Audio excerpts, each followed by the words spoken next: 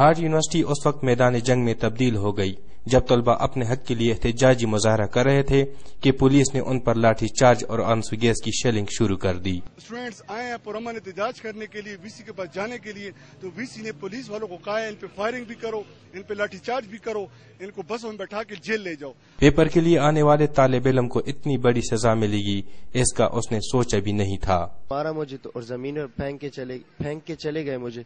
میں نے ان کو کہا کہ مجھے اٹھا کے تو لے کے جائے، مجھے پیٹ میں لاتے ماری، بہت زیادہ مارا، بہت زیادہ۔ پھر جب تھانے لے کے گئے تو ایسا جیسے رویہ پیش کر رہے تھے میں نے کسی کو مار ڈالا ہو، تھانے میں ڈال دیا۔ میں نے ان کو کہا میں اسٹوڈنٹ ہوں، میں پیپر دینے آ جایا ہوں، میں نے کیا کیا کہ آپ مجھے مار رہے ہو؟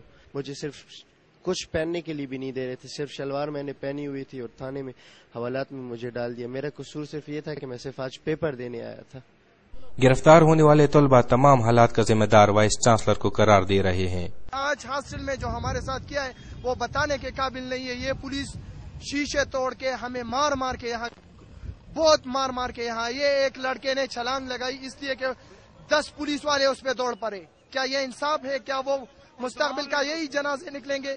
ایک طرف طالبان اور دوسری جانب پولیس کی تشدد کا شکار ہونے والا پاکستان کا یہ مستقبل آخر کہاں جائے؟ ممتاز بنگش، آج نیوز، کوہاٹ۔